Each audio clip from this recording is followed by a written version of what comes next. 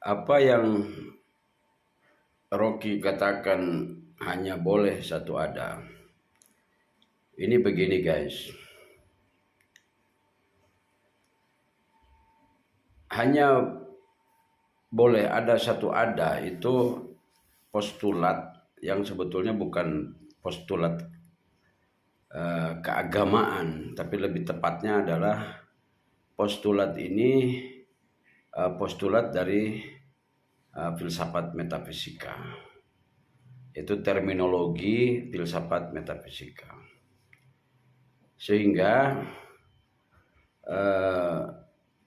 di sini memang harus hanya boleh satu ada sebagai eksistensi yang di dalam pemahaman itu dikenal sebagai mafhum wujud.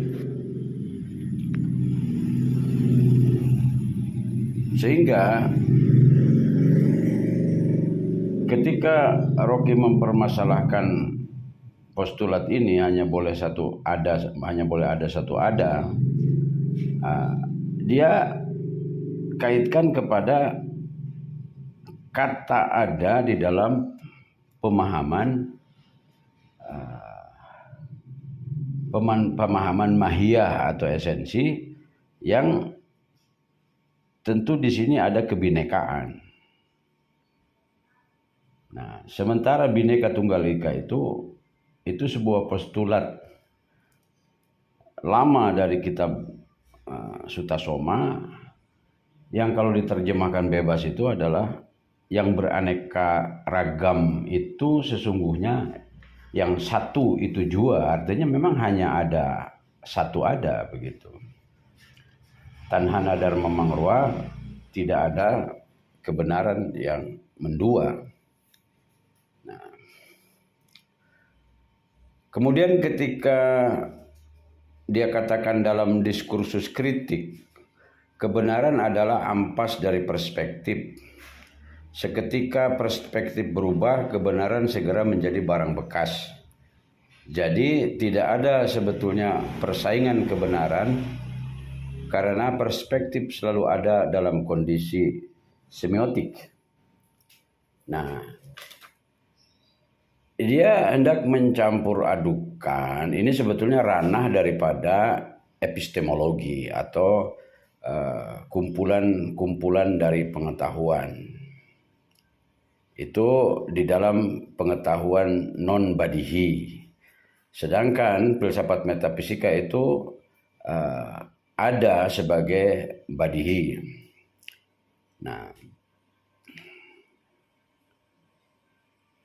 ketika pengetahuan tentang bumi sebagai pusat daripada orbit digantikan dengan matahari sebagai pusat dari orbit tata surya, kebenaran menjadi berubah. Ini dalam ilmu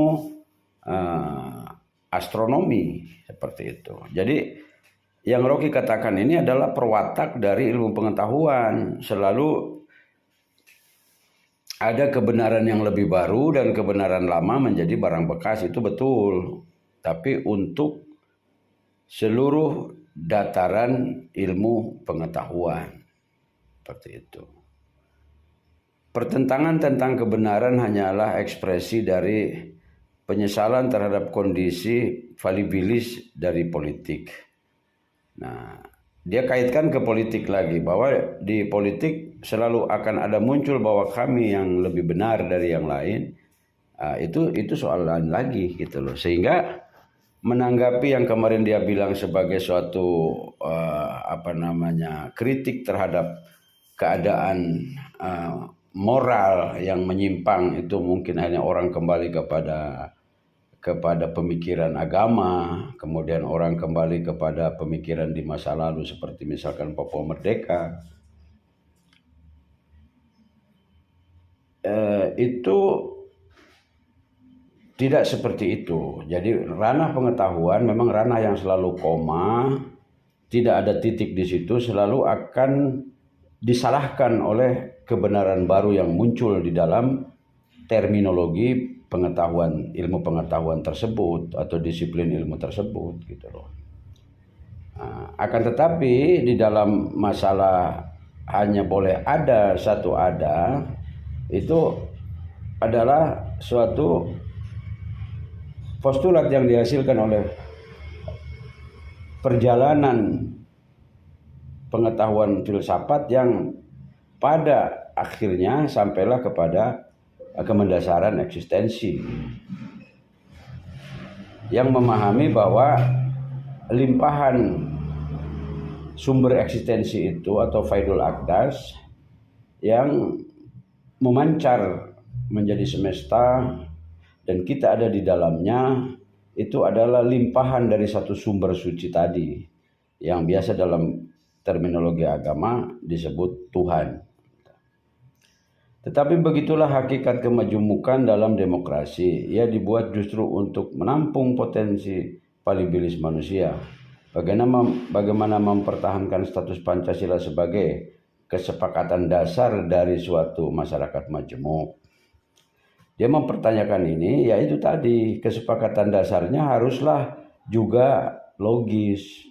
Ketika dasar kita mengandung hal yang transenden, yaitu ketuhanan yang Maha Esa, dan manusia juga memiliki dimensi transenden dari sisi non materi manusia, perasaan-perasaannya, pikiran-pikirannya, kemudian hayalan-hayalannya, kesedihannya, kegembiraannya, itu tidak bisa diverifikasi secara material gitu loh. Sehingga Pancasila membutuhkan pembedahan dari satu alat yang memahami metafisika, yaitu filsafat metafisika. Ketika mulai dibedahnya dengan keilmuan yang berdasarkan kepada asas logika atau asas material, itu akan menjadi kerepotan. Dari awal saya memakai tesis ini untuk menghindari konsekuensi absolutisasi konsep ideologi negara.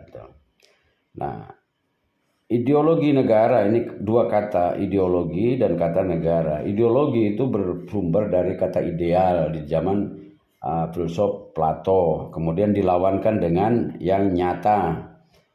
Sehingga yang disebut ideal itu tentu saja tidak pernah ada di alam nyata seperti itu. Kemudian negara ini kan di atasnya kedaulatan rakyat, karena ada negara yang di atas kedaulatan raja, wasiat raja gitu loh. Kalau di negara demokratis itu pergantian kepemimpinan itu ditandai adanya pemilu, kalau negara kerajaan ditandai dengan adanya wasiat raja sebelumnya setelah dia mangkat atau meninggal. Bernegara membutuhkan kesepakatan dasar. Oke, tentu saja kesepakatan dasar itu yaitu kita tentang mafhum permanen tentang falsafah Pancasila ini yang belum terbentuk, sehingga banyak literasi-literasi yang hanya menjadi suruhan daripada rezim-rezim Orde Lama atau Orde Baru atau sekarang, bahkan rezim ini tidak menafsir sama sekali rezim yang ada di dalam reformasi ini. Formulnya itu adalah konstitusi, dalam arti luas juga termasuk konvensi-konvensi ketatanegaraan. Tetapi lebih dari itu diperlukan semen sosial untuk merekatkan kehangatan pergaulan antar warga negara. Ya, saya setuju di sini. Merekatkan itu sebetulnya sumber-sumber potensinya itu selalu berasal dari menafsir falsafah Pancasila menggunakan disiplin ilmu teologis. Pandangan-pandangan teologia itu hanya diperbolehkan berkisar di dalam agama masing-masing atau bahkan di dalam madhab masing-masing, karena dalam satu agama juga ada banyak madhab pemikiran yang satu dengan yang lain itu tidak sama, dan kalau terus dibanding-banding atau itu pasti harus ada kondisi saling mengalahkan gitu. Itu tidak boleh. Biarlah pembahasan Tuhan melalui jalur teologi itu berjalan di dalam ruang agama masing-masing, sehingga negara bisa mengatur untuk orang yang mengolok-olok madhab orang lain, mengolok-olok praktek-praktek agama orang lain, itu langsung negara ambil, itu sudah menyalahi gitu loh. Itu untuk tadi, untuk diperlukan katanya untuk adanya semen sosial. Dia tidak bisa dibuang begitu saja, tapi harus ada keteraturan gitu loh. Tidak mungkin keteraturan itu tercipta secara sekonyong-konyong. Saya menyebutnya sebagai etika publik dalam arti prinsip yang dihasilkan melalui transaksi argumen dan bukan mengikuti tutorisasi politik yang doktrinal. Ya, saya setuju di sini. Tentu dalil agama dapat juga mengisi diskursus sekuler etika politik dengan cara menetralisasikan dalil-dalil teologisnya ke dalam proposisi-proposisi sosiologis agar ia dapat diargumentasikan secara majemuk. Sebetulnya tidak demikian. Sumber utama itu sudah yang kemarin kita katakan, sumber utama itu yang Tuhan isyaratkan setiap kelompok berkecenderungan untuk membanggakan apa yang mereka yakini. Kullu hizbin bima ladaihim farihun. Lah ini yang tidak boleh menjalar, yang kemudian dinamakan sebagai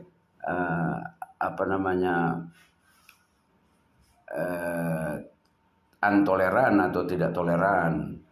Konsep adil dan sejahtera dalam wilayah teologis misalnya harus dapat ditranslasikan ke dalam model keadilan empirik dan diargumentasikan secara rasional agar tak berhenti sebagai postulat moral yang ahistoris. Ya, ini tentu saja agak kesulitan kita untuk mencita-citakan sebuah negara demokrasi di mana contoh-contoh dari sumber negara demokrasi seperti di Barat pun hari ini sedang mengalami keruntuhan. Bagaimana mungkin kita mau meniru sesuatu yang ujungnya itu sudah mengalami keruntuhan? Ya otomatis kalau kita mengikuti jejaknya di belakang dengan demokrasi ala mereka, dengan pemikiran seperti ini, kita juga akan runtuh karena hal ini adalah sesuatu yang sama. Justru adanya ketuhanan yang Maha Esa, artinya sebuah kesadaran berbangsa yang dibangun dengan adanya kita masih punya pendidikan dalam jalur pendidikan agama. Bahkan pemilu pun kita sebetulnya harus bisa diuji coba. Yang penting demokrasi itu kan yang penting ada pemilu gitu. Sehingga bisa jadi satu pemilu itu bukan partai-partai lagi, nanti kita selang-seling berdasarkan agama, sehingga kolom keagamaan yang ada di KTP itu bisa dijadikan alat untuk mengkonversi, sehingga Islam jumlahnya sekian, keterwakilannya sekian. Ya masalah nanti siapa yang akan duduk itu mereka biarkan melakukan pemilu masing-masing seperti itu. Begitupun di Kristen, begitupun di Hindu, begitupun di Buddha dan di Konghucu. Nah, kemudian ya, aliran kepercayaan itu mungkin terserah mau tersendiri atau seperti yang sudah ada kolomnya yang ada di KTP.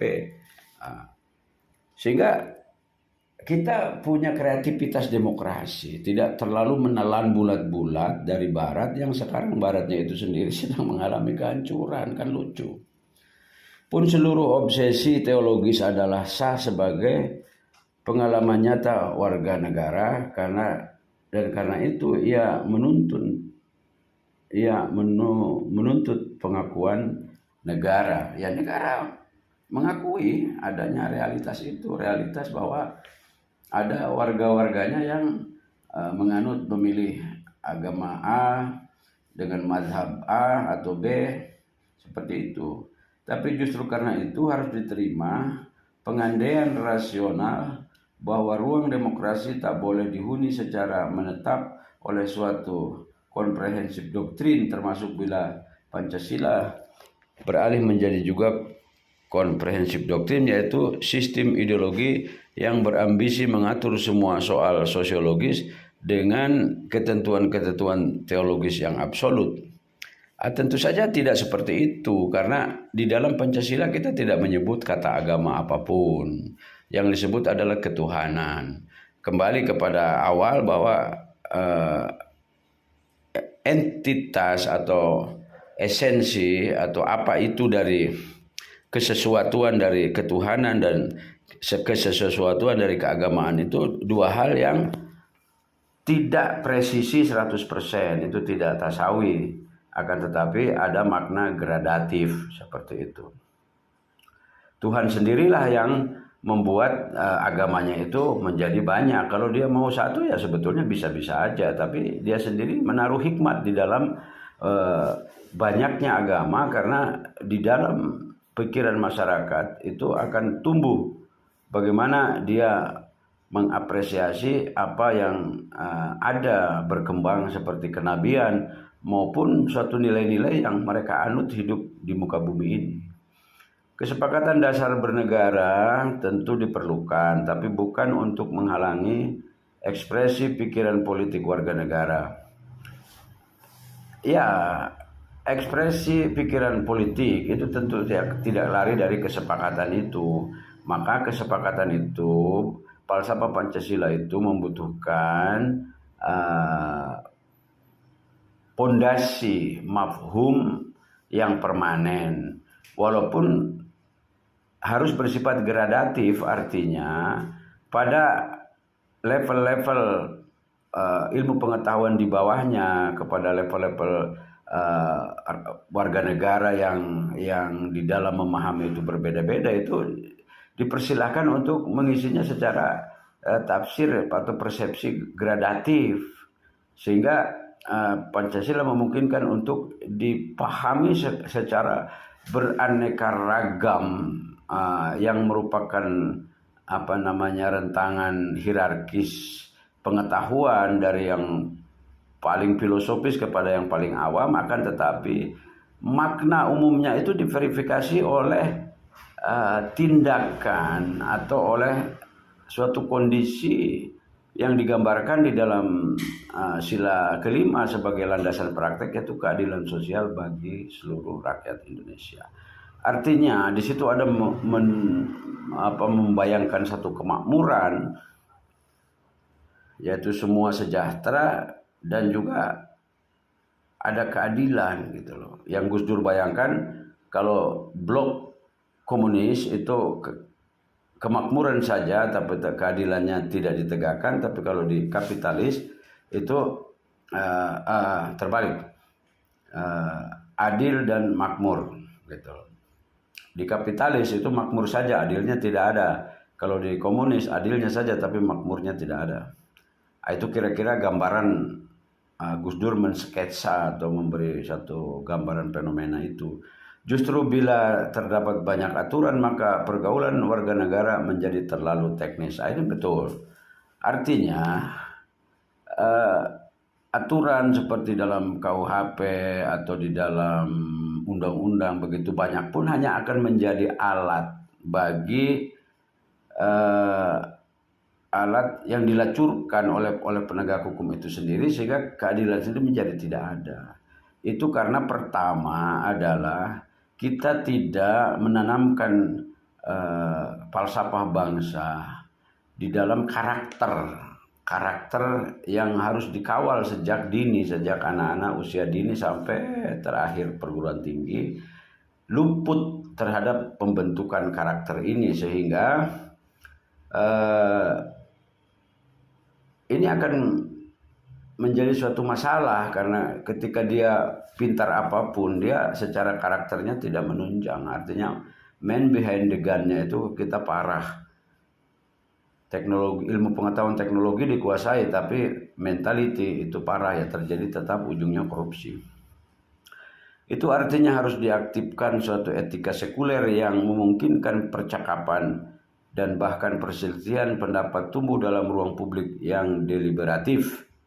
Ya ini mungkin secara teori saja atau secara ini seperti itu. Rocky tidak melihat bahwa Amerika yang sudah 200 tahun lebih melaksanakan apa yang Rocky katakan sebagai ruang publiknya, tetap di sana berujung kepada suatu keadaan rasis yang mana Amerika juga siap dalam bom waktu untuk terjadi satu kerusuhan sosial yang rasis. Sama di Eropa pun seperti itu, ada mengandung suatu bom waktu yang disimpan di dalam ranah sosial mereka yang tidak sebagus teorinya yang digambarkan oleh Rocky gitu loh. Artinya Rocky mengajak kita ke barat, tapi baratnya sendiri sedang runtuh. Menjadi tugas negara untuk mengaktifkan percakapan etis warga negara tanpa mengarahkan pilihan hidup masing-masing. Karena demokrasi hanya mampu menyediakan ruang hidup bersama sambil menghormati tujuan hidup masing-masing. Ya, itu semua konsepsi-konsepsi ya, artinya justru sebaliknya, sebetulnya ruangan-ruangan lama itu ruangan-ruangan yang seperti yang terjadi ketika di dalam episode Pancasila ada Piagam Jakarta berdinamika, itu kemudian menjadi ketuhanan yang Maha Esa, itu satu real kearifan di mana ketika Syekh Hasyim Asy'ari kemudian memberikan ruang meminjamkan satu rumah untuk tempat ibadah kaum Katolik di Jombang, itu sebetulnya sudah terjadi apa yang disebut tentang ruang hidup bersama. Hanya Rocky sama sekali tidak memasukkan suatu postulat yang berasal dari Bushra Muqaddas, yaitu pola negara barat Amerika mengobok-obok negara lain atau mengikut intervensi atau cawe-cawe. Polanya itu adalah pola menciptakan satu hegemoni politik intelijen, sehingga yang sebetulnya banyak dianggap sedikit. Nah, seperti umat Islam itu yang terbanyaknya di NU dan Muhammadiyah, tapi yang Rocky sorot itu hanya yang di kota, fenomena atau tabiat-tabiatnya yang berada di kota kan itu. Jadi enggak representatif gitu loh. Sama dengan misalkan kondisi di Papua juga begitu. Sudah cukup jelas bahwa 1 Desember itu ada 2 bendera, tidak ada negara yang benderanya 2 kan gitu. Nah, itu yang dipahami oleh Gus Dur setelah di cross check ke Belanda oleh Panumberi, juga itu bendera kebudayaan, land of flag. Tapi kita masih di situ terus, masih bertafsir terus, dibiarkan dalam keadaan orang itu bertanya-tanya dalam ketegangan. Ini artinya apa? Kita dibiarkan dalam ruang ambiguitas yang cukup lama, di mana di ruang itu terjadi korban banyak gitu loh. Nah, itulah ciri khas dari hegemoni politik intelijen itu seperti itu, justru disiapkan. Jadi seolah-olah sekarang kita saatnya untuk membenci Jokowi dan sudah selesai, karena dulu kita harus senang Jokowi, sekarang kita harus senang kepada Anies. Karena rejim yang ada itu rejim yang culas, yang orang mau maju saja dikriminalisasi, dipolitisasi. Jadi hukum menjadi alat untuk mencari suara. Jadi hukum jadikan alat politik gitu loh, bukan politik yang harus tunduk kepada konstitusi yang seharusnya ini negara hukum, tapi seluruh perangkat hukum pasalnya dan orang-orangnya itu mengabdi kepada satu partai politik gitu loh. Ini akhirnya menjadi seperti itu karena faktor-faktor dari politik intelijen. Hegemoni politik intelijen di dalam Orde Baru sama Orde Lama itu menggunakan militer. Di Orde sekarang, di rejim Pak Jokowi dengan sebagai petugas partai, berarti yang menugasi itu adalah Megawati. Dia menggunakan politik intelijennya menggunakan jenderal-jenderal dari kepolisian gitu. Sehingga terjadi satu kegaduhan-kegaduhan yang polisinya menjadi alat. Ketika dulu militernya menjadi alat oleh Soekarno dan Soeharto, sekarang polisinya menjadi alat. Akhirnya kan kasihan TNI-nya dan kasihan polisinya, karena di mata rakyat pasti akan menjadi kurang bagus. Ini akan menjadi sedangkan TNI atau Polri itu adalah anak daripada rakyat, karena rakyat itu adalah pemilik kedaulatan. Seperti itu guys. Jadi sebagai ide penuntun, ia tak boleh menentukan pilihan orientasi politik dan semua preferensi hidup individu. Pancasila memang tak boleh difinalkan agar ia tak berubah menjadi doktrin. Ya, difinalkan itu artinya dia punya frase-frasenya itu kan adalah frase-frase filosofis. Artinya dia hanya berapa baris, akan tetapi mengingatkan kita kepada apa sih nilai-nilai kebenaran filosofis yang dikandungnya. Nah, itu tetap saja yang tadi saya bilang, tetap saja akan berperilaku gradatif. Artinya kita tidak bisa melarang siapapun menafsirkannya, akan tetapi manusia yang rasional akan tetap dia menafsirkan dalam bingkai rasionalitasnya gitu. Mungkin dalam era baru dia ditarik ke kiri, kemudian ditarik ke kanan, apa itu ya karena faktor luar. Bahwa kita juga tidak hidup sendiri di dalam satu negara yang Indonesia saja, kita ada di tengah negara-negara lain juga seperti itu.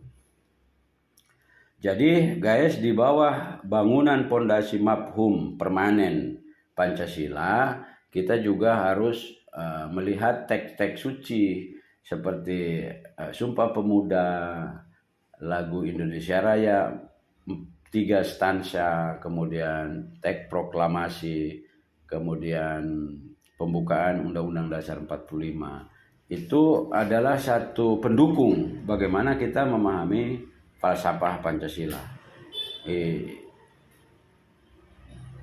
Catatan kaki dan komentar 10 edisi sudah selesai guys. Nanti mungkin saya akan membuat satu bangunan pemikiran, satu konsepsi di mana bagaimana kita membuat